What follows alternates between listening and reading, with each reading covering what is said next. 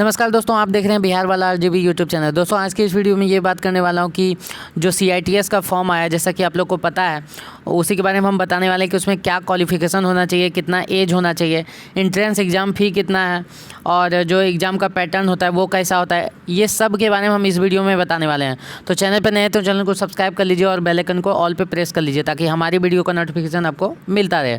तो चलिए स्टार्ट करते हैं वीडियो को। तो अभी देखते हैं कि अभी आपको बताते हैं कि सबसे पहले तो आपको बताते हैं कि जो CITS होता है, क्राफ्ट इंस्ट्रक्टर ट्रेनिंग स्कीम, यानी कि जो ITI का टीचर हम बनते हैं उसके लिए CITS कोर्स करना होता है। अभी आपको बताते हैं कि जो CITS कोर्स होता है वो NCBT के थ्रू होता है। अभी जैसे यहाँ पे देखिए आप, ये वाला सेक्शन में अबाउट CITS जो दिया हुआ है, इसमें देखिए आप पूरा लिखा हुआ है।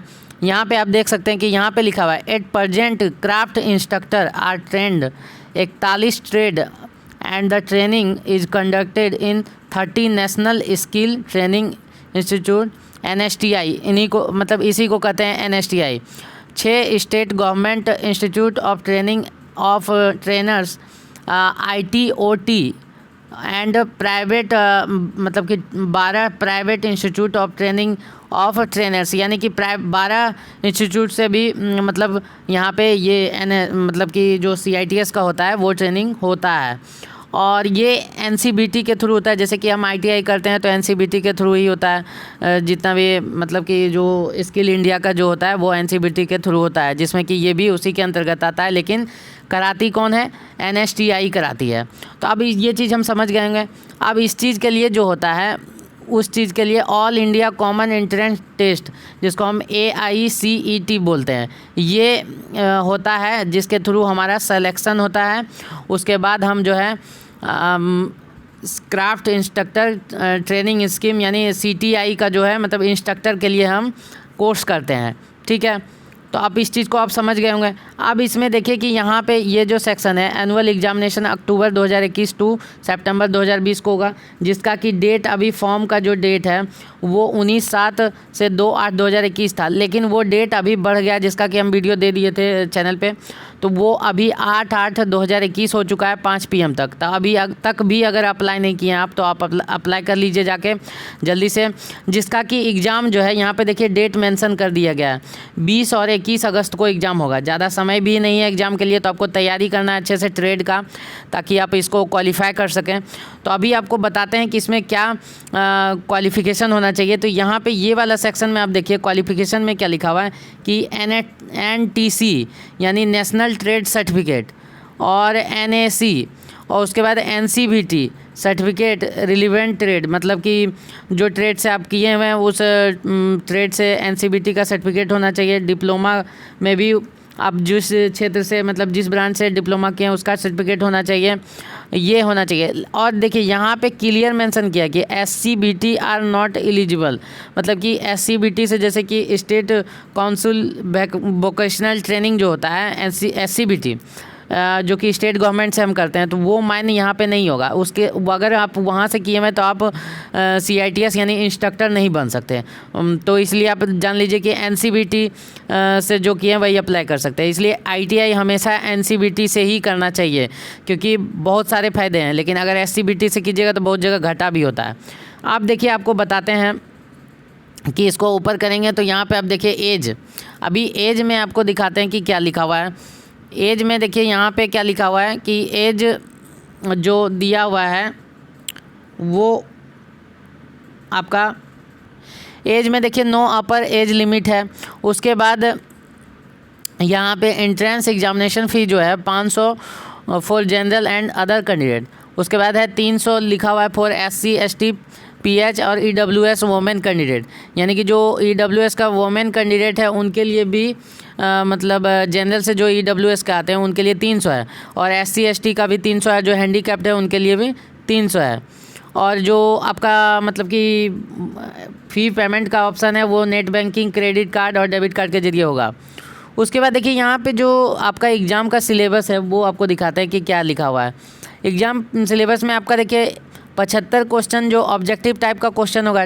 तो ऑब्जेक्टिव टाइप का जो क्वेश्चन होगा मल्टीपल चॉइस टाइप होगा, जिसमें कि ITI जो ट्रेड आपका है, जैसे कि मान के चलिए हम ITI किए हैं, फिटर से किए हैं, इलेक्ट्रिशियन से किए हैं, कारपेंटर, टर्नर, जो भी ट्रेड से किए हैं, तो उस ट्रेड से जो है 100 क्वेश्चन में आपका 75 क्वेश्चन उसी से रिलेटेड होगा।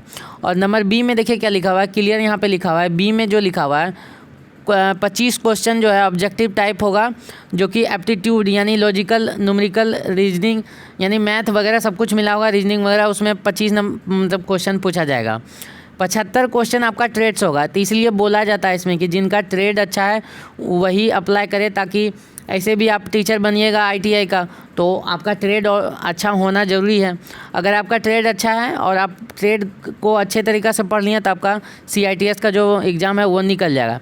अब यहाँ पे फ़ी वाला सेक्शन में आता है तो देखिए यहाँ क्या लिखा हुआ है, एडमिशन फ़ी 100 रुपये है, ठीक है।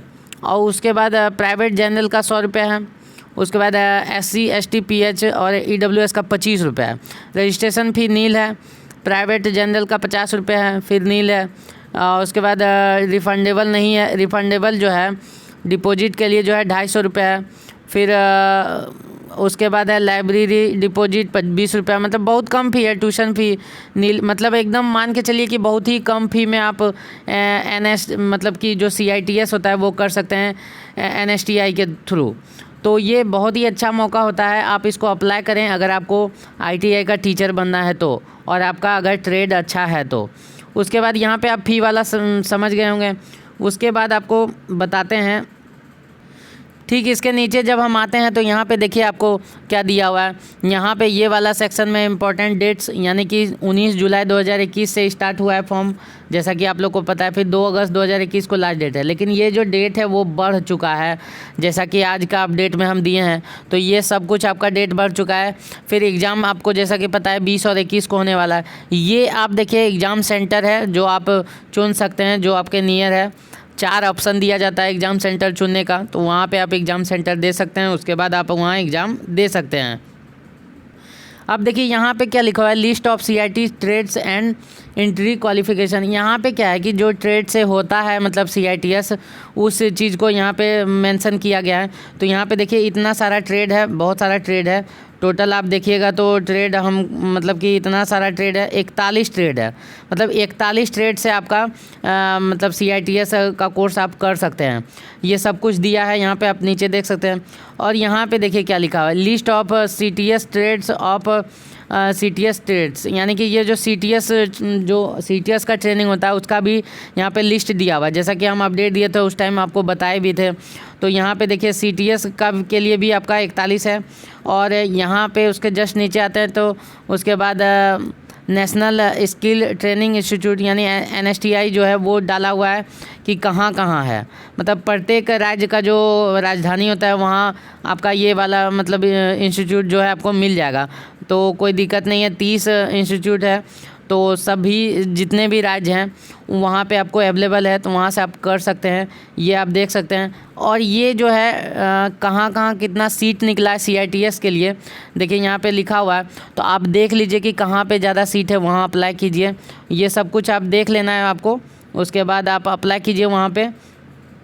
उसके बाद अभी आपको ले चलते हैं कि जो क्वेश्चन आपको इसमें पूछा जाता है उसके बारे में हम बात करेंगे। तो यहाँ पे अभी अब नीचे चलाते हैं।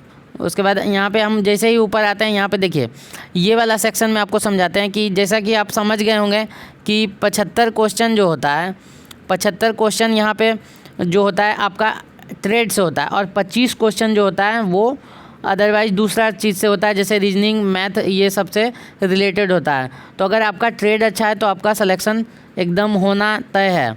और अभी आपको हम बताएंगे कि क्या ट्रेड होता है, काउंसलिंग जो होता है उसका भी, उसके बारे में भी बताएंगे। तो अभी वीडियो के साथ बने रहें।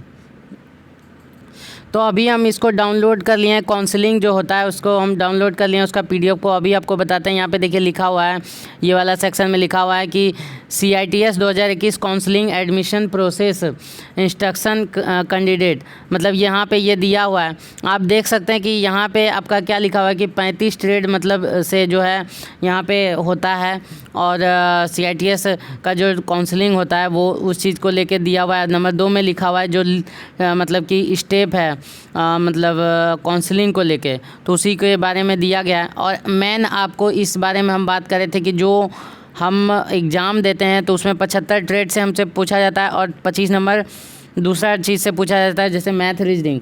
और उसमें जो हमारा 100 नंबर जो होता है उसमें हमें कम से कम कितना क्वालिफाइंग नंबर होता है। तो जो कट ऑफ मार्क्स रिक्वायर्ड जो क्वालिफाइंग नंबर है वो जनरल के लिए 33 नंबर है, जैसे जो जनरल कैटेगरी से बिलोंग करते हैं उनके लिए 33 नंबर है।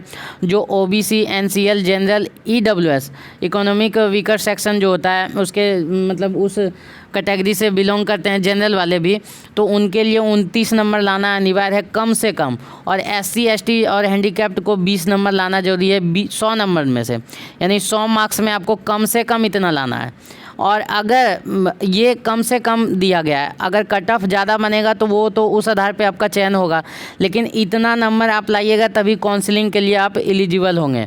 अगर मान के चलिए इससे हम कम लाएं तो मतलब हो गया गड़बड़, यानी आपका कोई काउंसलिंग नहीं होगा।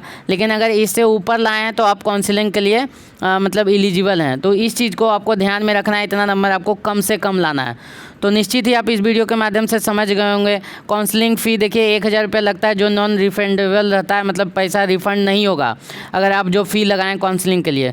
फेज ऑफ काउंसलिंग देखिए 3 फेज होता है काउंसलिंग के लिए, यहाँ पे आप 5वां नंबर में आप देख सकते हैं दिया हुआ है। तो निश्चित ही इस वीडियो के माध्यम से आप समझ गए होंगे कि क्या प्रोसेस है, कितना मतलब कौन अप्लाई कर सकते हैं, कौन नहीं अप्लाई कर सकते हैं, कितना नंबर चाहिए, कितना नंबर का एग्ज़ाम होता है, सारा कुछ आप इस प्रोस्पेक्टस से आप समझ गए होंगे।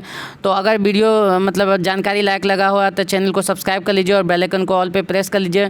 फिर मिलते हैं नेक्स्ट टॉपिक के साथ, नेक्स्ट वीडियो के साथ। तब तक के लिए जय हिंद, वंदे मातरम।